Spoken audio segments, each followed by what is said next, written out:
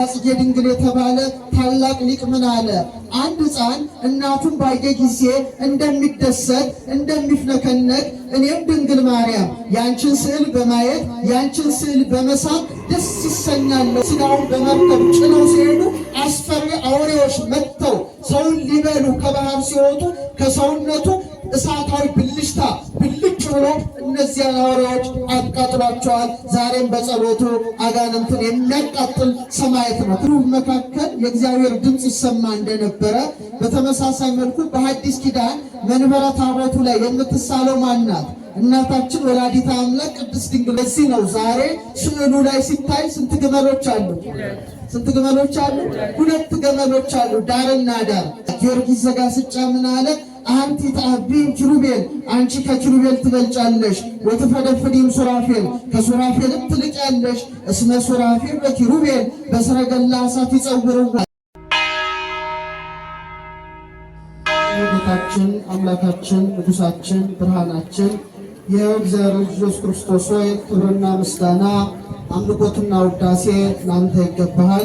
ክቡር አባታችን መላከ ፀሐይ መምህር ገብረ ኪዳን የቅዱስ ሚናስ ቤተክርስቲያን ዋና አስተዳዳሪ፣ ክቡር ሊቀ ኅሩያን መምህር ዮሐንስ የቅሩበ ሳሌም የቅዱስ ዮሐንስ ቤተክርስቲያን ዋና አስተዳዳሪ፣ ክቡር መጋቤ ሃይማኖት መምህር ብርሃኑ መምህር ጋዲሳ፣ ክቡራን ሊቃውንተ ቤተክርስቲያን አባቶቻችን፣ ምእመናን፣ ዘማሪያን፣ ዘማሪያት ሁላችሁም አንድ አምላክ በሚሆን በአብ በወልድ በመንፈስ ቅዱስ ስም እንደምን አደራችሁ?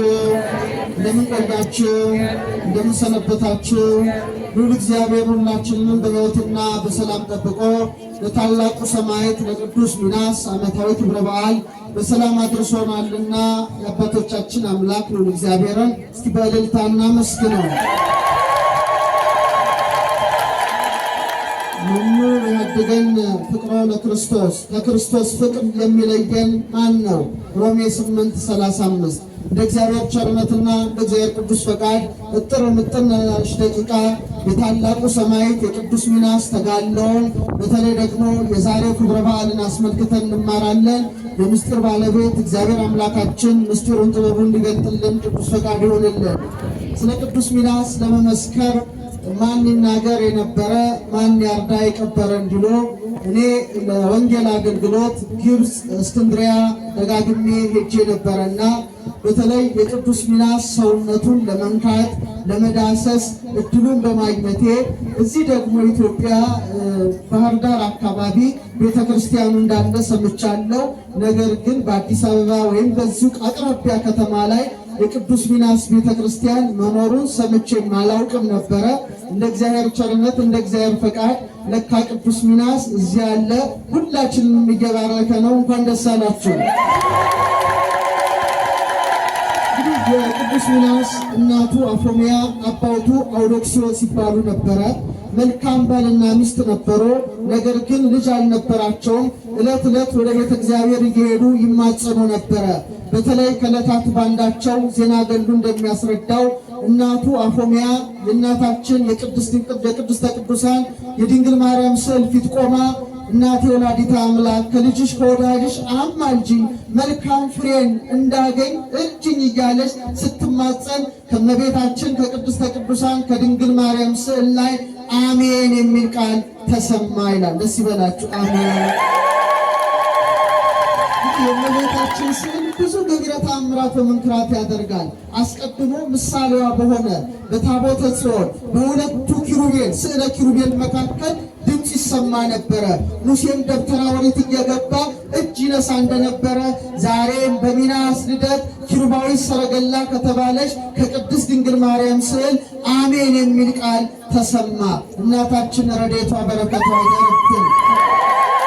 ከመትፌሳ ሕፃን ሶበይሬሞ እትፌሳ ስዕለኪ በርእይ ወተሳልሞ። አባ ጽጌ ድንግል የተባለ ታላቅ ሊቅ ምን አለ? አንድ ሕፃን እናቱን ባየ ጊዜ እንደሚደሰት እንደሚፍነከነክ እኔም ድንግል ማርያም ያንቺን ስዕል በማየት ያንቺን ስዕል በመሳም ደስ ይሰኛለሁ እንዳለ በእውነት የሚናስ እናት ደስ ተሰኝታ ከቅድስተ ቅዱሳን ከድንግል ማርያም ስዕል ፊት ስትማጸን አሜን የሚል ቃል መሰማቱ በእጅጉ ያስደንቃል። አንድ የሚያስደንቅ ነገር ከዚህ ጋር ልንገራችሁ። በስዕለ ኪሩብ መካከል የእግዚአብሔር ድምፅ ይሰማ እንደነበረ በተመሳሳይ መልኩ በሐዲስ ኪዳን መንበረ ታቦቱ ላይ የምትሳለው ማናት? እናታችን ወላዲተ አምላክ ቅድስት ድንግል ማርያም ናት። ለምን ኪሩባዊ ሰረገላ ትባላለች? እስቲ በሏት፣ ድገሙት እስቲ። ምክንያቱም በኦሪቱ የእግዚአብሔርን ዙፋን የሚሸከሙት ማን ናቸው? ኪሩቤልና ሱራፌል ናቸው። በአዲስ ኪዳን ደግሞ በኪሩቤል በሱራፌል ላይ አድረው ሰፍረው የሚኖረውን ጌታ በጀርባዋ ያዘለች፣ በክንዷ የታቀፈች፣ በከናፍሮቿ የሳመች በመሆኗ በአዲስ ኪዳን ባለው መንበረ ታቦት ላይ እናታችን ወላዲተ አምላክ ተስላ ትታያለች። በዚህም ከኪሩቤልና ከሱራፌል ምን ትላለች? ትበልጣለች። እስቲ በሉ ድገሙት እስቲ። ታላቁ ሊቅ አባ ጊዮርጊስ ዘጋስጫ ምን አለ? አንቲ ተአቢም ኪሩቤል፣ አንቺ ከኪሩቤል ትበልጫለሽ። ወትፈደፍዲም ሱራፌል፣ ከሱራፌልም ትልቂያለሽ። እስመ ሱራፌል በኪሩቤል በሰረገላ እሳት ይጸውርዎ። ልጅሽን አለ ኪሩቤልና ሱራፌል በእሳት ሰረገላ ይሸከሙታል። በምን ሰረገላ? ወበምጽናቱ ዘእሳት ይጼኑ መንበሮ፣ ዙፋኑንም በእሳት ምሰሶ ይደግፋሉና። አንቲ ሰጦርኪዮ በከርስኪ፣ አንቺ ግን ያንን አምላክ በማኅፀንሽ ተሸከምሽው። ወሐቀፍኪዮ በአብራክኪ፣ በጉልበቶችሽ ታቀፍሽው። ወሐዘልኪዮ በዘባንኪ፣ በጀርባሽም አዘልሽው። ህየንተ ሰረገላ እሳት አብራክኪ ኮና፣ በእሳቱ ሰረገላ ፋንታ ጉልበቶችሽ ሆኑ። ምኖችሽ ሆኑ?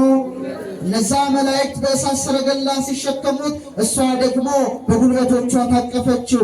ህየንተ ምጽናቱ ዘእሳት አእዳዊኪ ኮና፣ በእሳቱ ምሰሶ ፈንታ እጆችሽ ተተኩ አለ። እነዛ ኪሩቤልና ሱራፌል ዙፋኑን በእሳት ምሰሶ ደገፉ።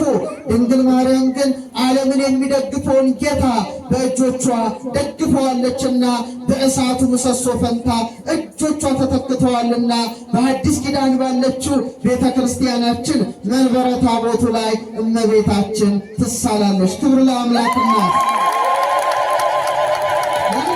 እመቤታችን ስዕል ይህን በሰማች ጊዜ ደስ አላት። ለባሏ ለአውዶክሲዮስ ነገረችው። የእግዚአብሔር ፈቃድ ይፈጸም አለ። በእውነት እግዚአብሔር ፈቅዶ ዛሬ የምናከብረው የታላቁ ሰማዕት የቅዱስ ሚናስ ልደቱ ሆነ ተደረገ። ክብር ለዚህ ታላቅ ሰማዕት ሚናስ ብለው ወጡለት። ምክንያቱም ከድንግል ማርያም ስዕል ላይ አሜን የሚል ቃል ስለተሰማ አሜን የሚል ቃል የተያያዘው በእነሱ ቋንቋ ደግሞ ሚናስ የሚል ስም አወጡለት። ይህም ሕፃን ባደገ ጊዜ የተወለደው በ285 ዓመተ ምህረት መቼ ነው አልኳችሁ? በ285 ዓመተ ምህረት ላይ ነው የተወለደው። ባደገ ጊዜ ለቤተ ክርስቲያን መምህር ሰጡት። ብሉይ ኪዳንን፣ አዲስ ኪዳንን በዘመኑ የነበሩትን ቅዱሳት መጻሕፍትን ካጠና በኋላ አባቱ በ12 ዓመቱ አረፈ። እናቱ ደግሞ ከ3 ዓመት በኋላ በ15 ዓመቷ ምን ሆነች? አረፈች። ከዚህ በኋላ ሚናስ የአባቱን ንብረት ሁሉ ሸጦ አከናውኖ ለጊዜው ወደ ገዳም ገባ። በኋላ ግን አባቱ መኮንን ስለነበረ ይወዱት ስለነበረ የአባትን ሹመት ተቀበል በማለት ቅዱስ ሚናስን ወደ ቤተ መንግሥት አምጥተው ታላቅ የስልጣን እርከንን ሰጡት። በዚህ ምክንያት ዛሬ ሚናስ የወታደሮች ጠባቂ ይባላል። የምን ጠባቂ? ብዙ ዓለማት ያሉ ወታደሮች ሚናስ አስቀድሞ ስለነበረ ይራዳናል ብለው በጦር ሜዳቸው ጭምር ቅድስት በርባራን እንደሚማጸኑ ሚናስንም በተመሳሳይ መልኩ የጦር ሜዳዎች ጠባቂ ብለው ይማጸኑታል። እና ቅዱስ ሚናስ ዲዮቅልጥያኖስ በዘመኑ ክርስቶስን ያመለኩትን ማሳደድ ሲጀምር፣ አብያተ ክርስቲያናትን ሲዘጋ፣ የጣዖታትን ቤት ሲከፍት አዘነ። በእውነት ንብረት ሁሉ ኃላፊ ነው፣ ስልጣን ኃላፊ ነው ብሎ የዲዮቅልጥያኖስን ቤተ መንግሥት ንቆ ወደ ገዳም ገባ። በዛም ሀብተ ዝማሬ ተሰጥቶት በዝማሬ ሲያመሰግን ልክ እንደ ቅዱስ ያሬድ ማለት ነው ብዙዎች ተሰብስበው ይሰሙት ነበረ። ሀብተ ፈውስ ተሰጥቶት ዕውራንን ያበራ፣ ሽባዎችን ይተረትር፣ አልፎ ተርፎም ሙትን ያነሳ ነበረ። ይታላቅ ሰማዕት ክብር ይግባውና በእውነት በኋላ ከዕለታት ባንዳቸው ታላቅ ተመስጦ መጣበት። ቀና ብሎ ሲመለከት ሰማያት ተከፍተው የብርሃን አክሊል ሲወርዱ በክርስቶስ ስም አንገታቸው የሚቆረጡ ሰማዕታት ያን የብርሃን አክሊል ዘውድ ሲደፉ በተመለከተ ጊዜ በእውነት አምላክ ክርስቶስ በሰማዕትነት ሞት ዘንድ ፈቃዱ ሆኗል ብሎ ሲያስብ ከሰማይ ድምፅ ሰማ። ሚናስ 3 የብርሃን አክሊልን ትቀዳጃለህ ሂድ አለው። ያን ጊዜ ወደ ከተማ ገብቶ እኔ በክርስቶስ የማምን ክርስቲያን ነኝ አለ። ሊገሉት አልፈለጉም። ምክንያቱም አባቱ ተወዳጅ ነው። እሱም በወታደርነት በሹምነት አገልግለዋል። መደለያ ቢሰጡት ሀብት ንብረት ቢሰጡት ቅዱስ ሚናስ አልቀበልም፣ ከክርስቶስ የሚበልጥብኝ ማንም ነገር የለም አለ። ከዛ በኋላ በጣም ብዙ ስቃይ ብዙ መከራ አደረሱበት። በብረት ቸነከሩት፣ በክርስቶስ ስም ታገሰ። ወህኒ ውስጥ ወረወሩት፣ በክርስቶስ ስም ታገሰ። መጨረሻ ህዳር 15 በ309 ዓመተ ምህረት በ24 ዓመቱ በስንት ዓመቱ በ24 ዓመቱ የመጨረሻውን ተጋድሎ ሊፈጽም ወደ መግደያ ስፍራ ወሰዱት። ያን ጊዜ በእውነት ወደ ክርስቶስ ለመነ።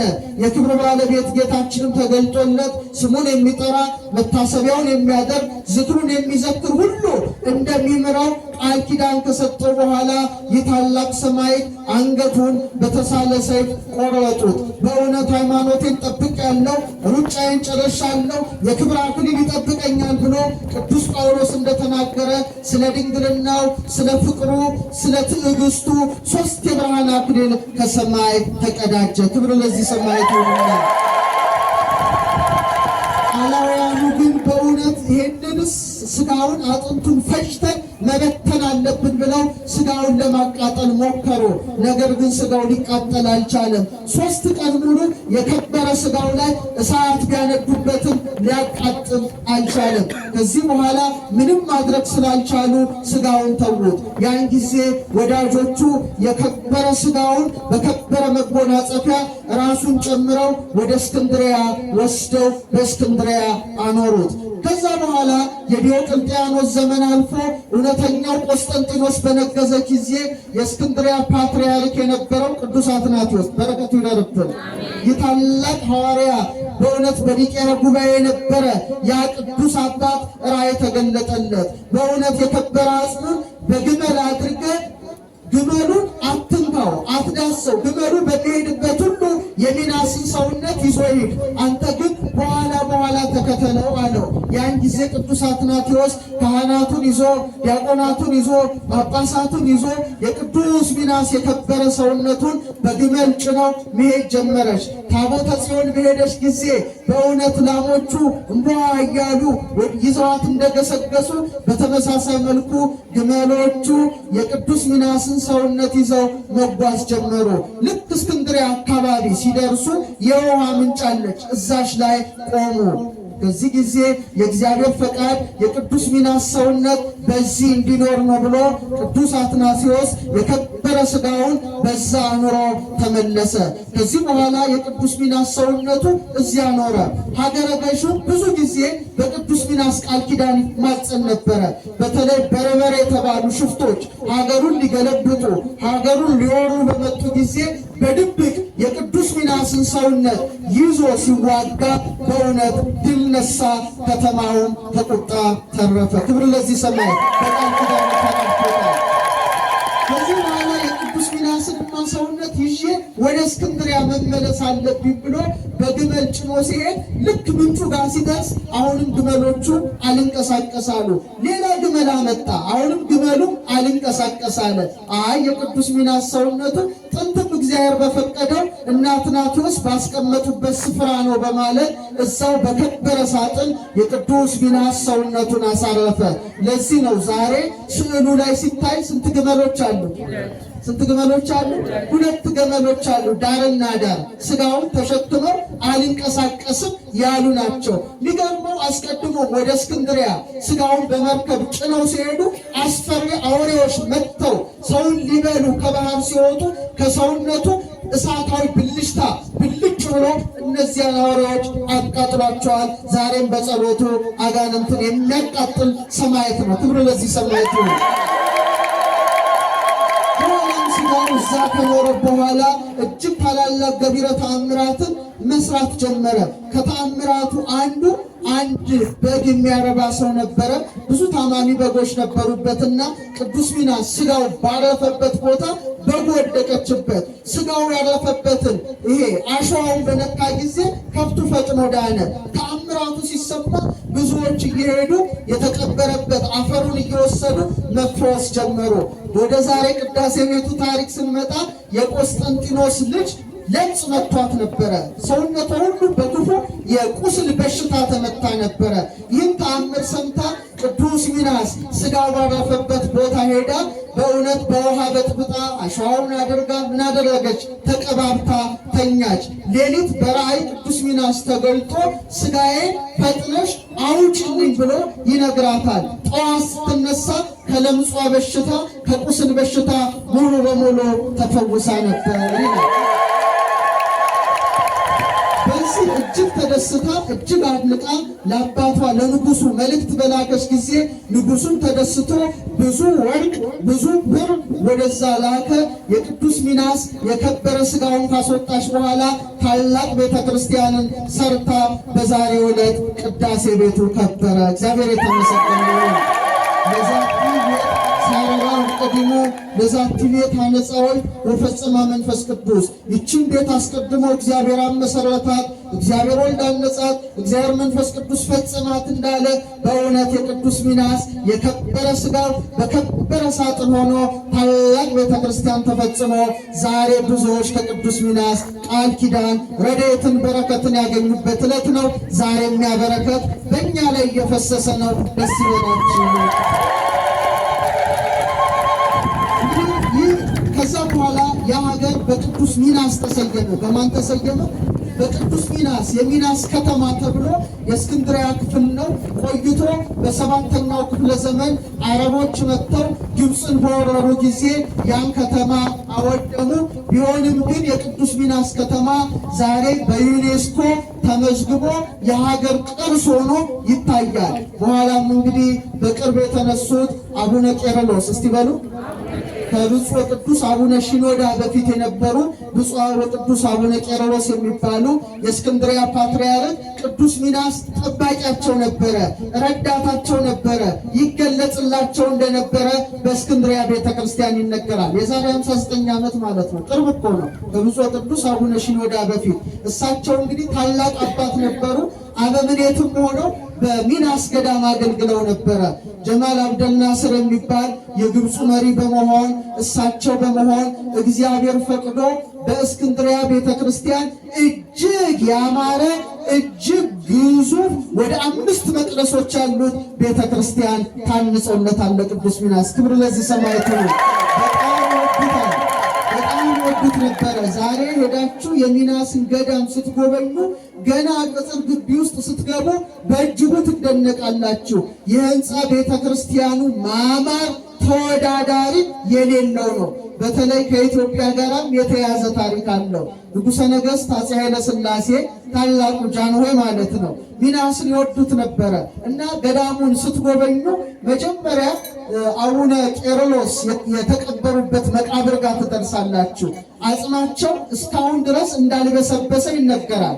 እኔ አጽሙን ለመዳሰስ ሳጥኑን ችያለሁ እና ንጉሠ ነገሥት አፄ ኃይለ ሥላሴ መንበረ ማርቆስ ሲሰራ ወርቅ ልከው ነበር። የት ልከው ነበር? ተመልከቱ። ከኢትዮጵያ ምን አይነት አባቶች እንደነበሩ ነገስታት እንደነበሩ ወርቅ ልከዋል። የከበረ ስማቸው በግብፅ ሁሌ ይጠራል። በተለይ ደግሞ ሚናስ ገዳምን ስትጎበኙ አፄ ኃይለ ሥላሴ ለሚናስ ገዳም ለአባ ቄርሎስ ያበረከቱት የወርቅ ዘቦ ካባ ተሰቅሏል። ደስ ይበላችሁ።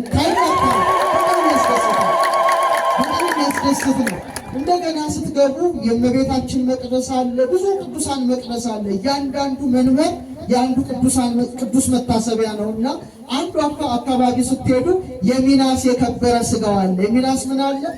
የከበረ ቅዱስ ስጋው አለ።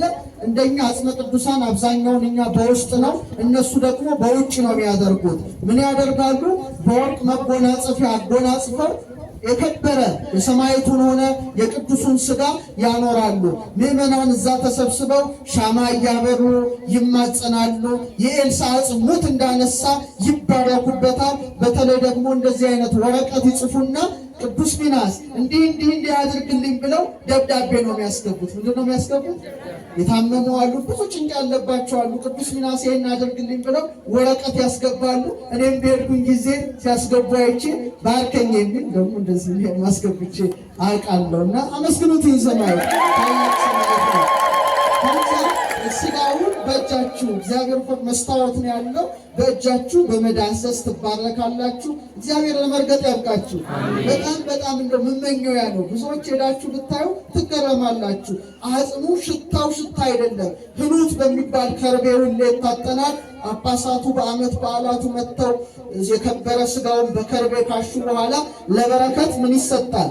የከበረ ሰውነቱ አካል ተቆርሶ ይሰጣል። ለምሳሌ እንደዚህ አይነት እቺ ዛኔ ተሰጠኝ ስጠን እንዳትሉ የሚያስነው ይሄ ምንድነው? የተገነዘበት ይሄ እንትን ማለት ነው። እቺ ቀይዋ የተገነዘበት ነው። ይሄ ደግሞ ከሰውነቱ ትንሽ ይወሰድና እንዲሰጣል። ስዕሉና የአባ ቄርሎስ ሳያቸው የቅዱስ ሚናስና የአባ ቄርሎስ እንደዚህ ይሰጣል። ከተገነዘበት ልብስ እንዲሰጣሉ። ከሰውነቱ ደግሞ ትንሽ እንደዚህ አድርገው ይሰጣሉና እኔ እዛ ሲሄድ ለበረከት ተሰጥቶኝ ነው አምጣ እንዳትሉ እሱም አልሰጣችሁ። ምክንያቱም መሬት እዚህ ላችኋል። የመቤታችን ተአምር ደብረ ምጥማቅ ላይ ስትገለጥ አመት በርቂ በደብረ ምጥማቅ ሐምሰ ዕለታተ ትዕምርተ ገጽኪ ራእይስከ የተነሳ ዘሞተና ስትገለጽና መሐረብ ስትጥል ያን መሐረብ ለማግኘት ሰው እርስ በርሱ ምን ይል ነበረ? ይደባደብ ነበር ይባላል። እውነት ነው ለበረከት እና እንደውም አንዷ እናት መሐረቡን ስትጥልላት አልሰጥም ስትል ተአምሯ ላይ ደብድበው ሊገሏት ሲሉ ጳጳሱ አውግዞ ግማሹን ንቁ ግማሹን ሰጪ ይሏታልና እኔንም እንዳደበድቡ ያርኮላችን ጋር ይሁን እና የቅዱስ ሚናስ በጣም ትልቅ ቤተክርስቲያን ነው። እንደውም እዚህ እንደዛ አይነት ቢሰራ ትላላችሁ። ትልቅ ዩኒቨርሲቲ አለው። የቴዎሎጂ ጥናት አለው፣ የቋንቋዎች ጥናት አለው፣ የዕብራይስጥ ጥናት አለው። ብዙ የግዕዝ የብራና መጻሕፍት ቅዱስ ሚናስ ገዳም አለ። እንግዳ ደግሞ ሲያስተናግዱ ቀላል አይምሰላችሁ። ትልቅ አዳራሽ ነው። በክብር ጋብዘው የመጣ ሁሉ መስተንግዶ ቀላል አይደለም። አባታችን አዘጋጅተው ወደፊት ይጠበቅባቸዋል። አሁን ደስ ይበላችሁ፣ በረከቱ ይሳተፋል ማለት ነው እና በቦታው ተገኝቼ እኔ ከከበረ አጽሙ ዳስሼ በረከቱን በማግኘቴ በጣም ይሄ ታሪክ መጻፍ አለበት ብዬ አንድ ቀን ፌስቡክ ላይ ታሪኩን ጽፌ ነበረ።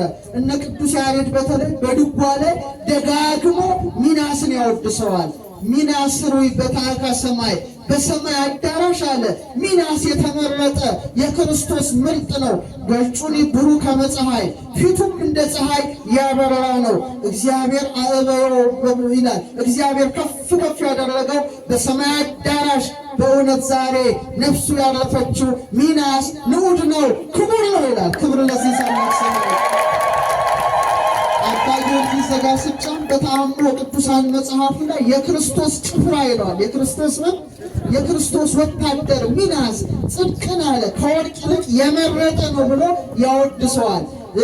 አባ አርከስሉስ የተባለ ሊቁ አርከስሉስም ደግሞ እናቱ አሜን የሚልን ድምፅ ከስዕለ ማርያም ሰምታ የወለደችው ሚናስ ንዑድ ነው ክቡር ነው ብሎ ያገነዋል፣ ያከብረዋል። የኢትዮጵያ ሊቃውንት ሚናስን ይወዱ ነበረ። ቅዱሳኑ ሚናስን ይማጸኑ ነበረ። ታላቁ ጻድቅ አቡነ ሐራ ድንግል ብዙዎችን ከካንሰር የሚፈውሱ በሚናስ መቅደስ ይቀድሱ ሚናስን ይማጸኑ የነበሩ አባት ነበሩ። ረድኤታቸው በረከታቸው ይደረግልን። ስለዚህ ይህ ቦታ እድለኛ ቦታ ነው ብዬ አስባለሁ። ከዚህ በኋላ አዲስ አበባ ውስጥ መቼም ብዙ የቅዱስ ሚናስ ቤተክርስቲያኖች እንደሚኖሩ ይታመናል። አባታችን ግን በብቸኝነት አሁን ይሄን በረከት በላያችን እንዲፈስ አድርገዋል። ክብር ለአባቶቻችን ነው። ሄዳችሁ ግብፅ እንድትሳለሙት አጽሙን እንድትስሙ ከከበረ ስጋው እንድትባረኩ ምኞቴ ነው።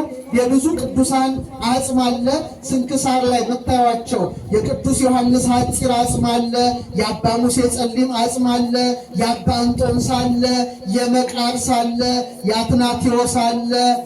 የነ ቅዱስ ቄርሎስ እነዚህ ያየኋቸው የነካኋቸው ነው የምነግራችሁ። በተለይ ደግሞ ድንግል አባ ብሶይ አለ። አባ ብሶይ ክርስቶስን ያዘለ ሰውነታቸው እስካሁን አልፈረሰም፣ እስካሁን አልበሰበሰም። በተለይ ደግሞ ሚናስ ገዳም የቅዱስ ሳዊሮስ ዘአንጾኪያ አጽም አለ።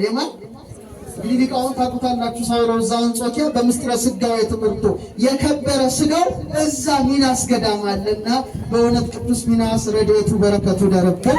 ስለዚህ የታላቅ ቤተ ክርስቲያን በማገዝ በመርዳት ይሄ ሚናስ አይመጥነውም። በእውነት ይሄ ቤተ ክርስቲያን ቅዱስ ሚናስ ይመጥነዋል ብዬ አላሰብም። ድምፅ ካየሁት አንጻር የሰማችሁ ነው። እና ወዳጆቹ ደግሞ ትልቁን መቅደስ አንጻችሁ እግዚአብሔር ንጹሕ ባህሪ ነው፣ ንጹሕ ነገር ይወዳል እንዳለቻና በእውነት ንጹሕ ነገር ሰርተን ታላቁን መቅደስ ደግሞ እዚህ ላይ ፈጽመን እንድንባረክ አምላከ ሚናስ ይፍቀድልን። ወስብሐት ለእግዚአብሔር።